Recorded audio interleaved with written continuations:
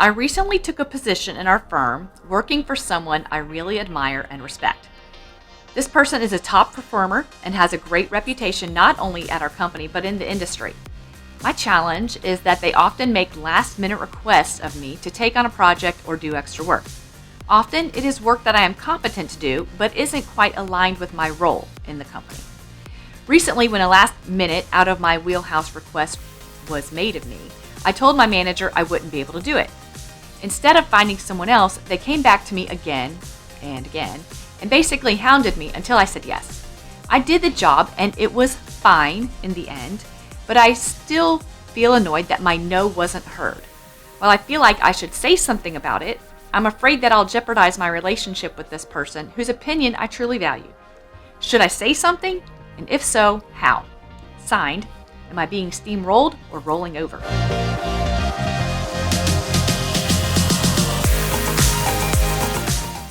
This week's show is one of our classic shows. We haven't done it in a little while, but I'm really excited to bring it back, and that is the Leadership Therapy Show, the Ask the Therapist Show. So you're going to get an opportunity today to hear questions from other listeners of challenges that they're dealing with in the workplace, and I'll give my best shot to answer those.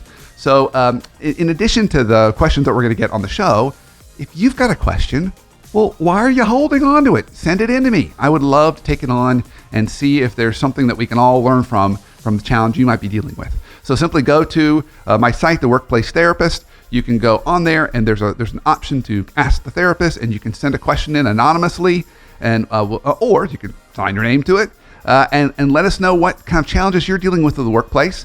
We'll work them into the show and we'll all get a little bit better together. The Workplace Therapist Show is sponsored by the Leadership Foundry. Bringing a cutting-edge, real-world approach to leadership development, the Leadership Foundry partners with each client organization to create a custom-tailored experience, virtual or in person, that combines innovative leadership content, world-class facilitators, and one-on-one coaching to ensure your leaders have everything they need to grow and thrive. To find out more and to design your one-of-a-kind program, visit myleadershipfoundry.com.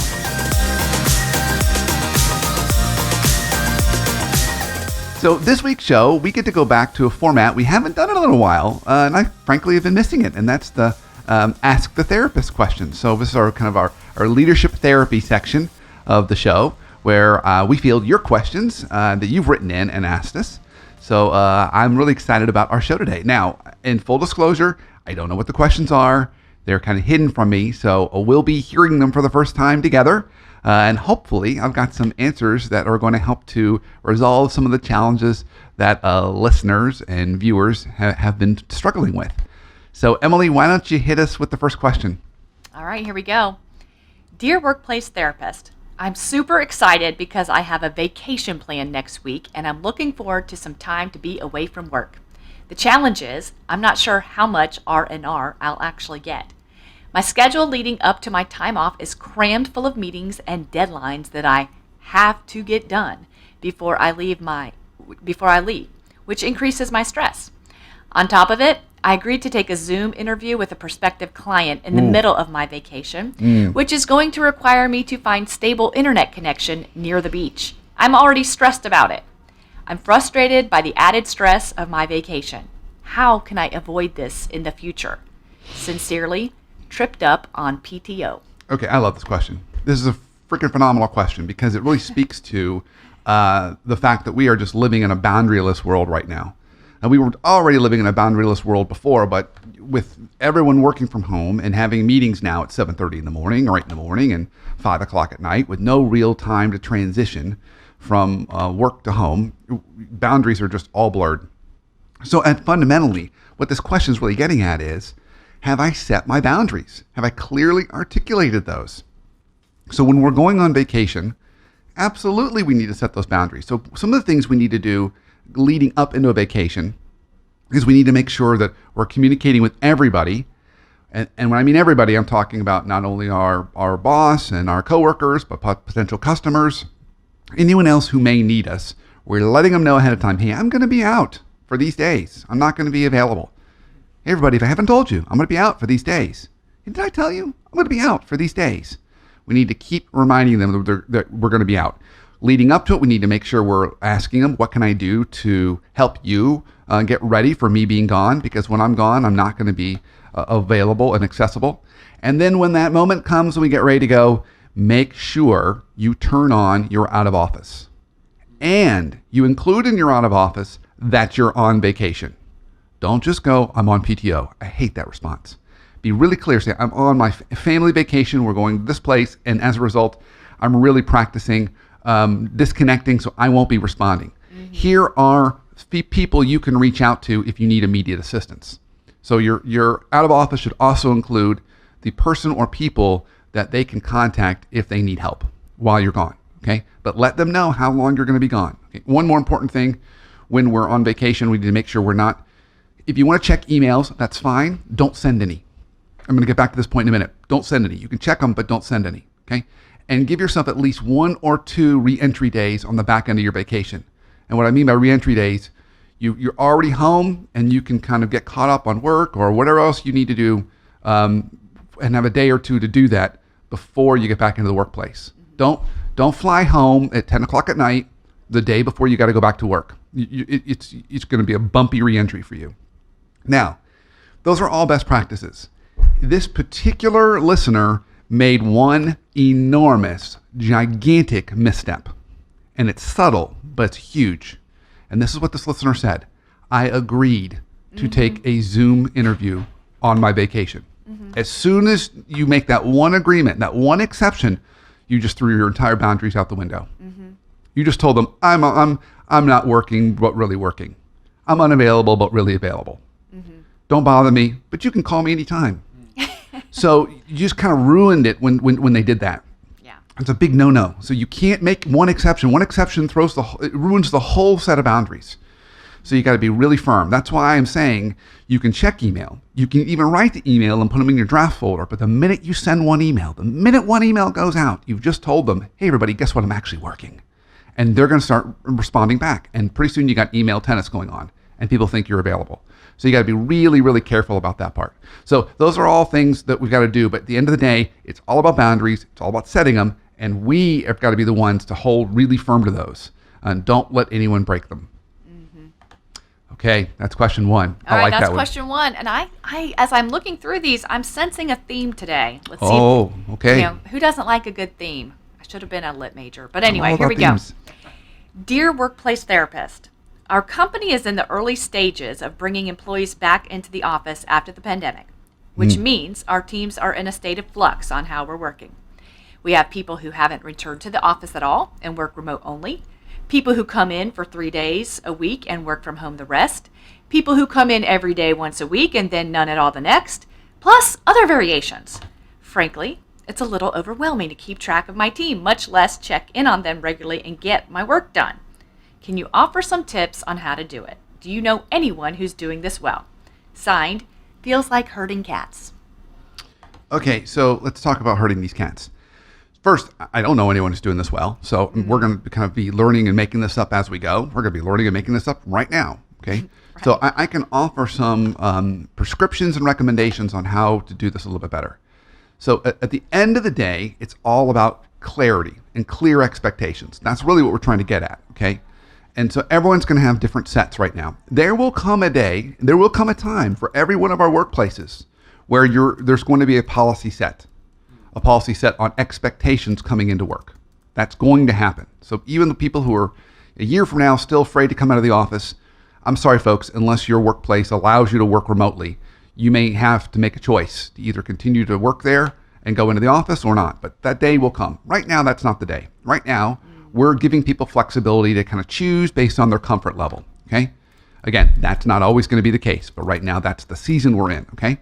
So given that's the case, that we're allowing people to choose based on their comfort level, it's going to be the manager's job and the employee's job, both have to kind of co-author this, to sit down and have conversations and say, okay, so let's talk about what your comfort level is and how you want to work and where you want to work over the next week, 2 weeks, 3 weeks, month. Maybe take it kind of a couple weeks at a time. Mm-hmm. And I think that's important. Because the manager needs to know, she or he needs to know where folks are when they're thinking of setting up meetings, okay? So my experience has been, at least from a teaching standpoint, I can teach a fantastic session, or I can facilitate any conversation if I get everybody in person or if I have everybody virtual. Mm-hmm.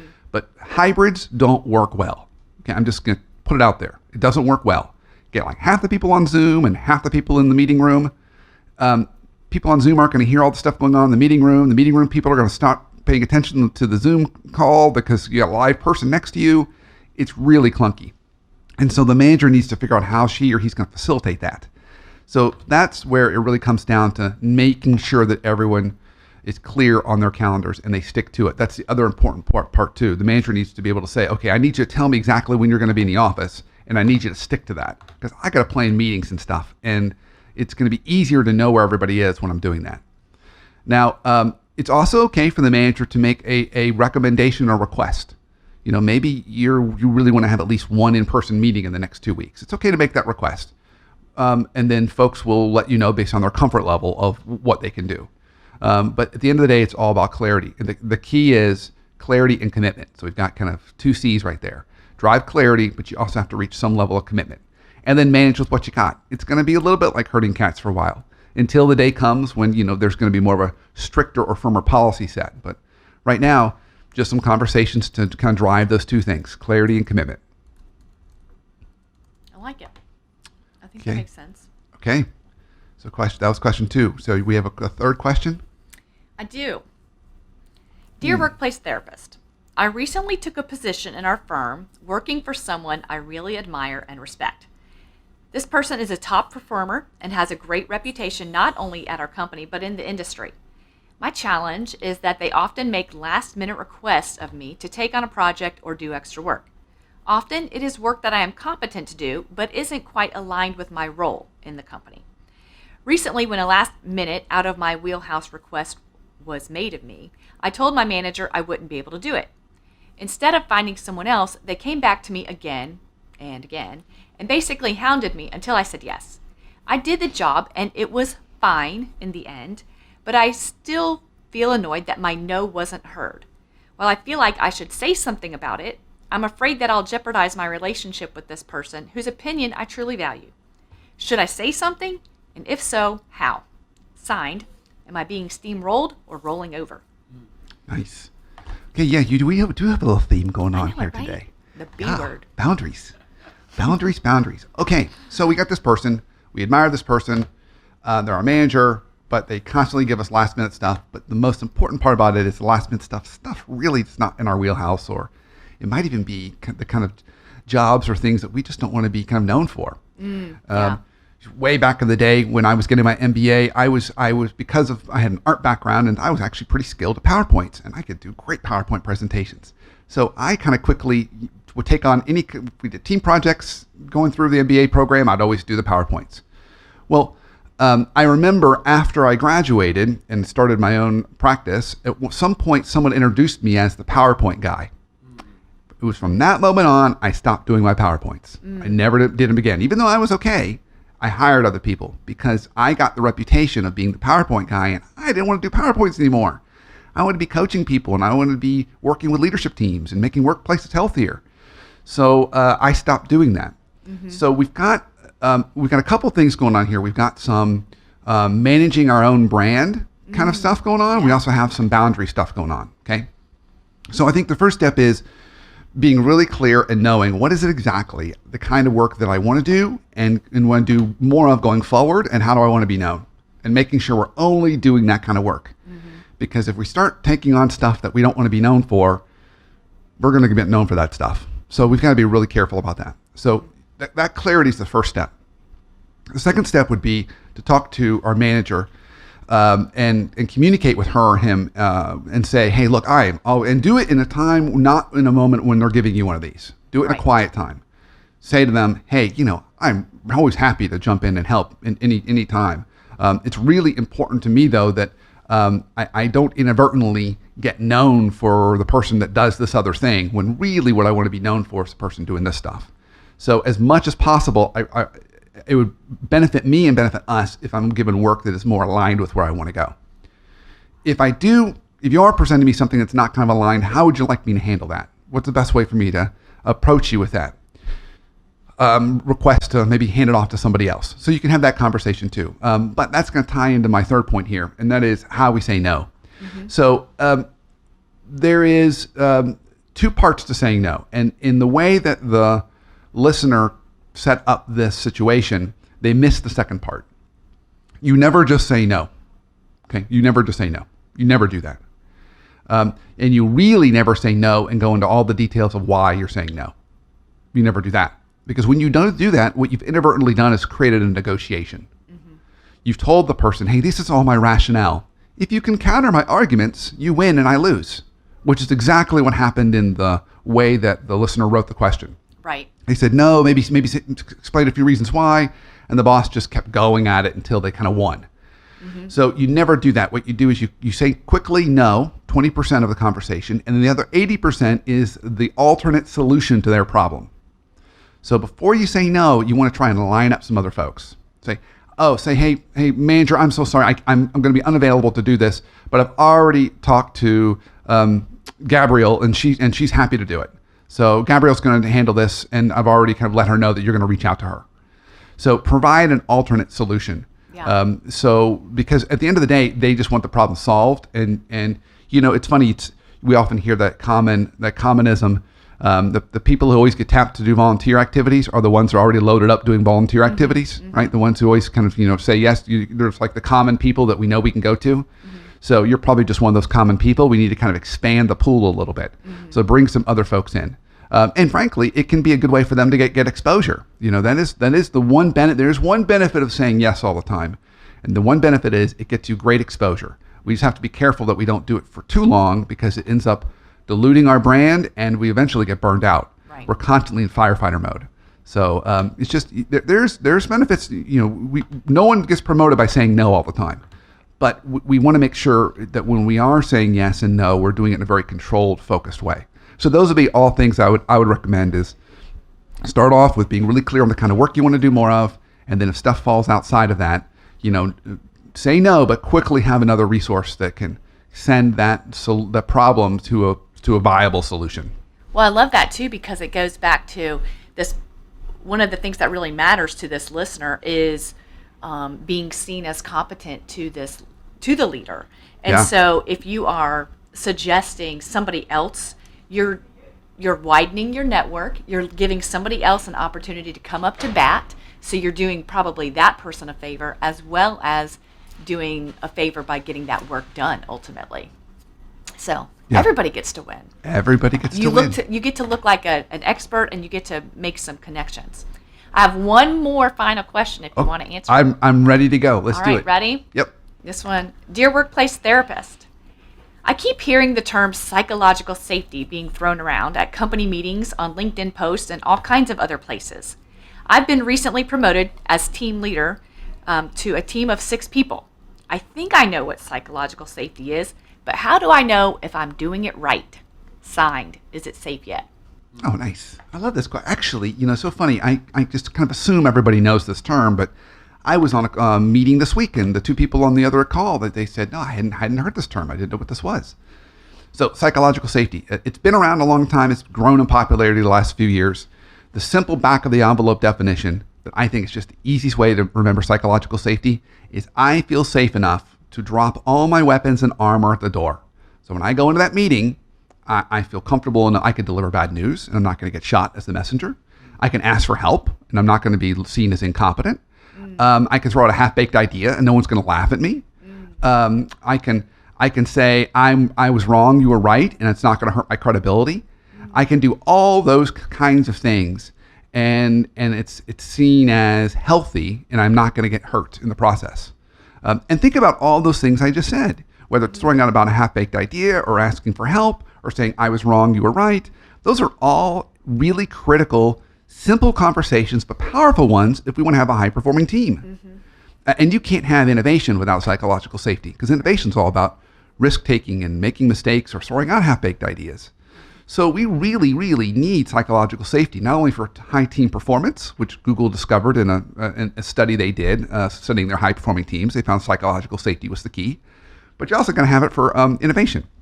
So the listener's question was, how do I do it as a manager? How do I know I'm doing it right? Right. How do I know I'm doing it right? How do I know I'm doing it right? And so the simple short answer is, are you modeling it first? So it's leading with vulnerability. So it's the manager throwing out a half-baked idea. It's the manager saying, I was wrong, you were right. It's the manager saying, I could really use some help. It's practicing listening. It's practicing vulnerability. And it's creating a space and environment so people feel that you're modeling it and they feel like it's okay. And the other important part of this as a manager is when you do have one of those team members that they take that risk and they display vulnerability to you, you've got to kind of honor that and not like stomp it out, because the rest of your team members are going to be watching.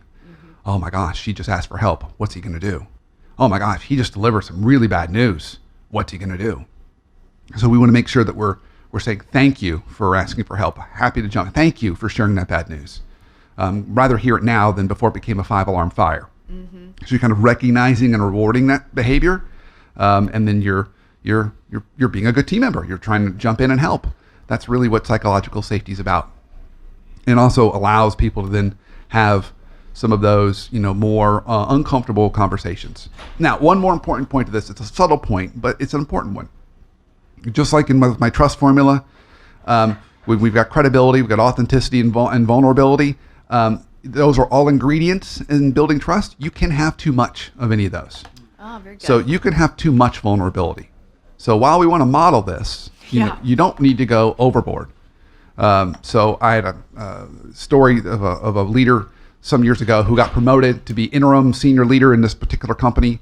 And as soon as he announced it to his team, he immediately put his head in his hands and started crying and said, I have no idea how I'm going to do this job. and the team was like, we appreciated his vulnerability, but that's not really what we needed in the moment. Yeah. We needed him to show that he was going to work with us to figure it out, and that he was inviting us to be part of it, but that he was confident enough that, we could do it together.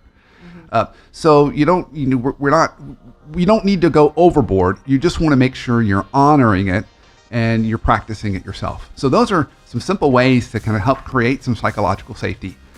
Now, I would say one more final thing that I think is kind of fun. As we're looking at it virtually, I can always tell when a team is psychologically safe because everyone's got their camera on. They're typically sitting in a somewhat personal space, like their kitchen or their living room, with some personal items around them. Maybe their cat or dog is coming into the picture. They're playful in the chat function, kind of with playful banter with each other, and everyone seems engaged.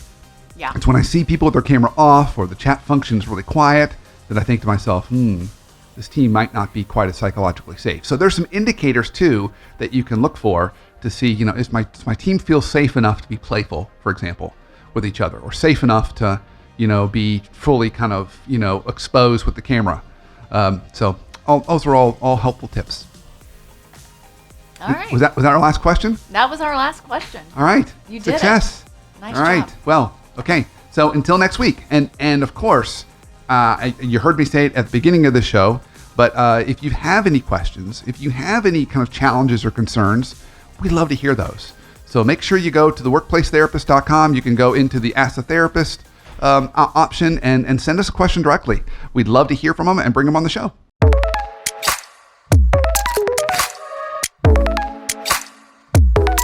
Now's the time in our show where we read our listener reviews. Thank you to all of you who write in. It really does mean a lot to get your words of encouragement.